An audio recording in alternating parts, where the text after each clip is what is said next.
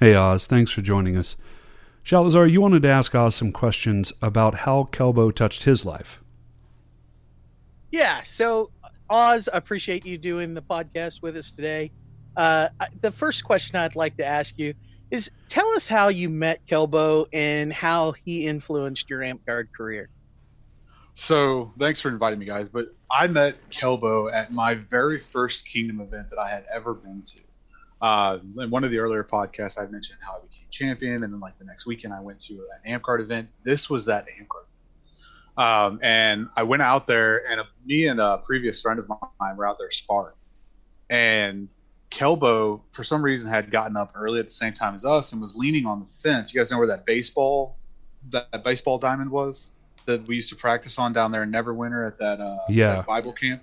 Yeah. He came down there. That's the camp I got knighted at, I believe. Mm-hmm. Oh, that's awesome. I didn't know that.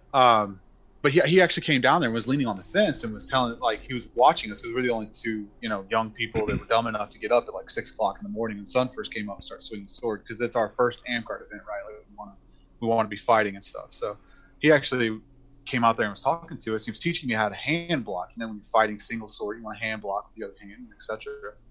And he was just making fun of me the whole time, just keep doing it. You're gonna get hit every time if you don't do it. That doesn't sound like Kelbo at all. No. Making fun of someone? No, that doesn't sound like my former squire at all in the least. Sorry, go ahead.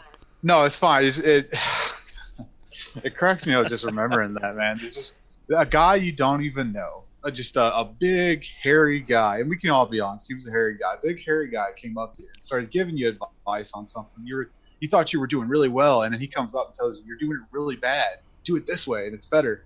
And it was better, honestly. Like, here I am 5 years in, and like it's a lot better. But that was the first time I ever met him, was just him coming up and just making fun of me and trying to teach me how to sword block or shield block with my hand. And it just the memories of talking to him while he was leaning, just man, it's I mean, that speaks that really does speak volumes to the legacy that he left behind, and the type of person he was, where he would step in, that he would just see something that he wanted to help with, and he would step in and do it in his own way with his own flair of, he made fun of you, he picked on you, he teased you, but he did it in a way that you took information from it and you still learned something and you had a good time doing it. It wasn't, you suck. If you did it this way, you would be so much better at it. No, it was, wow, man. I mean, really? You're going to throw it like that? Kind of, because it's in a more playful manner instead of a mean, harsh manner. And that's just the kind of guy he was, and that's awesome. You laughed with awesome him. That he had that much influence on that. Yeah, you laughed with him even when he was giving you a hard time. Yeah, and that was exactly it. Like, it was just a guy I never met before, an older guy at that. Had just come up and given me advice, and I'm supposed to be this young up and coming fighter, in my own mind. And some older guy comes up and starts telling me how to do it what I'm doing, and it just, the way he did it, you guys are exactly right. It came off in a way that I actually absorbed it and took it in. And then later on, I was asking people, like, who the heck is that guy? And they're like, you don't know who Kelbo is? And I was like, this is my first Kingdom level event, and I actually live in Alabama. I've never met this guy. And he's like, well, what did he tell you? And I was like, oh, well, he was showing me how to block with my hand when I'm using a single sword. And they're like, oh, well, you probably ought to listen to that then. What did he say? And I was like, he was telling me how much I sucked and how much I wasn't using my hand. And they're like, yeah, you probably ought to listen to that. And I was like, all right, fine. I'll probably ought to listen to that. So. Oh man, that's great. That is fantastic. So, what are some of the other ways that he influenced your Amtgard career? I mean, I know we spoke a little offline about some of the things that some of the conversations you guys had in messages back and forth. Tell us some of the stuff that you guys talked about and how he actually influenced your development in Amtgard. So he actually did more than just my development in Amtgard, but the primary focus was Amtgard. So after that time, I became Facebook friends with him, started messaging him, and obviously we're in different kingdoms, and we don't know each other, and we got to know each other. And anytime we go to a kingdom event, we see each other, and I purposely go and find the old guy that told me I suck and talk to him. And it built this friendship. It was kind of like the cool dad kind of friendship, mentorship. And it became a thing where I would talk to him about all of my Amtgard politics frustrations and just any advice that I needed, because I was helping to raise a new park, and it wasn't information that I had. And he would give me just freebies and information and talk to me while at the same time making fun of me, which was fully acceptable. But he would give advice, and it kind of manifested itself from a mentorship into like a bond that, I mean, to this day, sorry, to this day, it meant a lot. Sorry. You're all right, man. But yeah, so it was funny. I was telling Shal about how I would just message him just about like things that pissed me off, patients that were upsetting me, whatever. And he would always send me messages back, like just dumb, silly messages, knowing that I was having a bad day and just wanted to make it better. Like I was telling Shal, when I got my lore title, I messaged him. I was like, "Hey, I got my lore title, man." He was like, "Yeah, that's awesome." He's like, "What are your initials?" I was like, "Lord Osgiliath Bramhall the Drunk," so LOBTD. And he's like, "Well, you should just tell people your initials are LOB." And I was like, like, you don't like the drunk part? And he's like, "No, because you can tell your everybody else your initials are LOB, and when they say, well, where's the D? Just ask them if they want your D." And it just turned everything into a joke, but it was more becoming a foundation of my Amtgard career, and really just helped me through some difficult times where I was having a hard time dealing with something. I'd get pissed and message him. I'd message a lot of other people too, but I'd message him, and it was like instant responses, some silly joke or something like that. And it became more of a mentorship where he basically kind of helped raise me through my Amtgard career, and then certain times in my life helped raise me into what we would call like an adult. Now I don't know if it's a great adult, but I'm happy with who I am, and it just really brought a lot to the surface when it came to him. So he very, very much influenced a lot of aspects of my life beyond Amtgard itself. That's amazing, bro. That's amazing. These are some.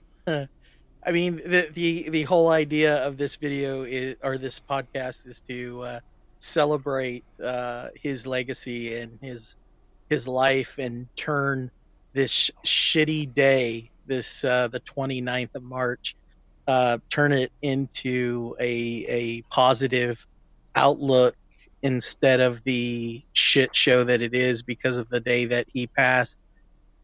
But so it's hard not to get emotional, but it's for the right reasons, right? It's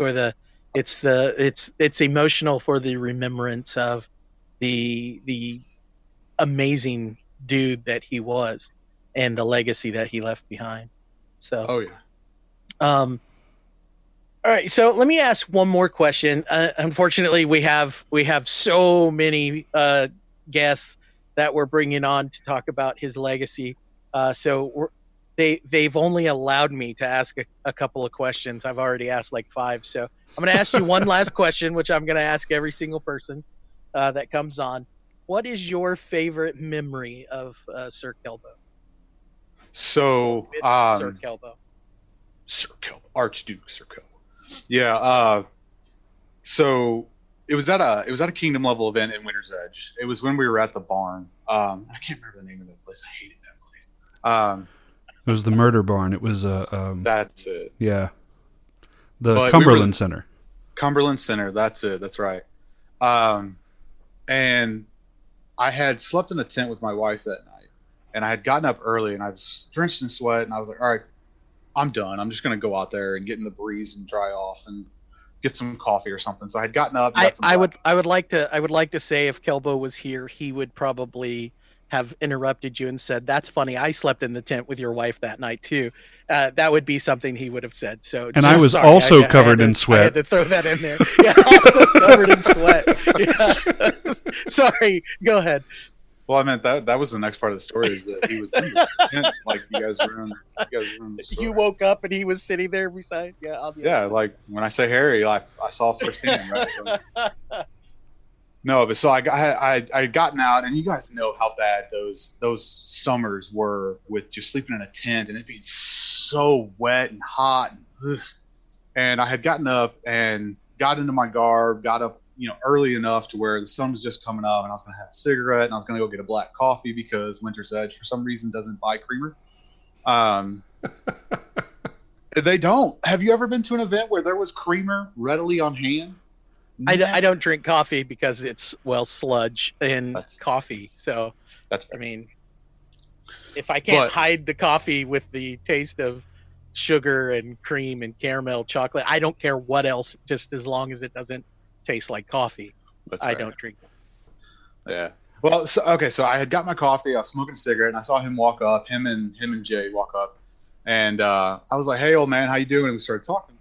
And he was like, "Hey, you want to spar?" And I was like, "Do I ever?" I was like, "I've been working on this, man. You're going to be a little impressed by this." So we go off to the side of the field next to the trees.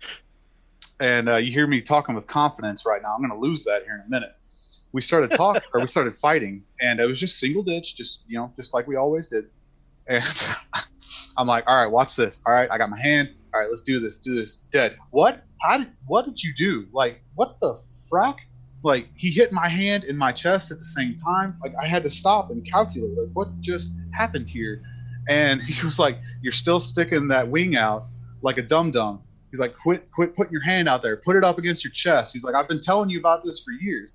And I'm like, "All right, I got you. All right, let me tuck it back in."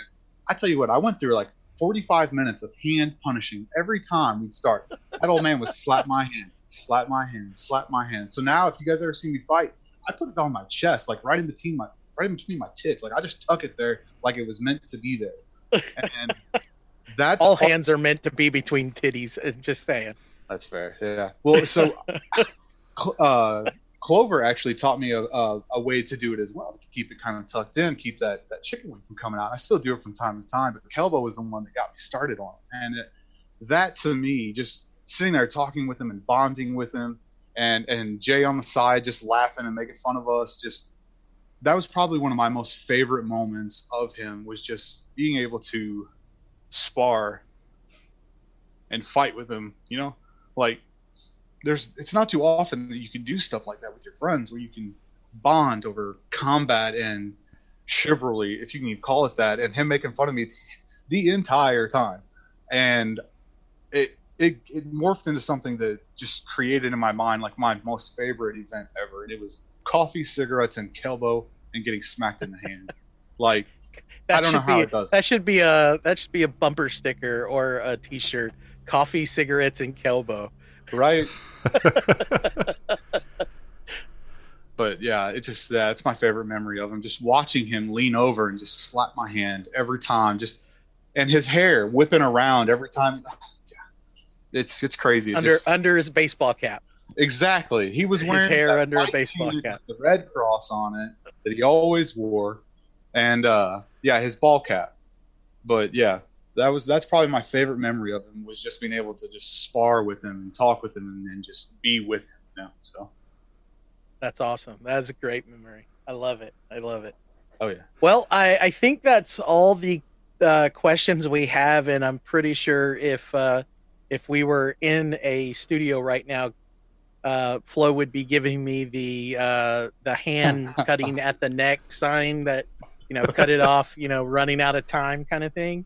So, hey, Oz, man, I tell you what, brother, it was an absolute pleasure having you on today, and I appreciate you coming by and sharing your memories, your emotions, and your friendship with Archduke Sir Kelbo. I appreciate you, man. Thanks, guys. I really appreciate it. Hey, and I want to say one last thing in closing here too, Oz. I'll tell you what your story reminded me of.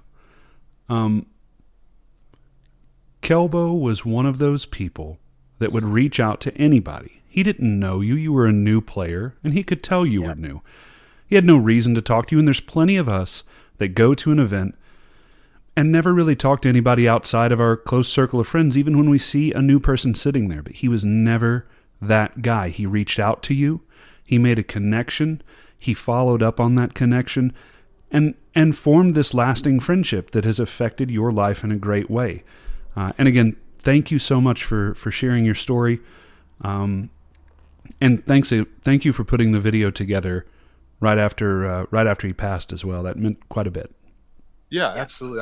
I felt like a calling to be able to just do one last thing for people to be able to appreciate him and love him the way that I did. So yeah, guys, what they're talking about, if you're watching the video right now or the podcast right now, we were stilling his video that he made for Kelbo's memoriam that I did at one of the Winter's Edge events in remembrance of Kelbo right after it happened.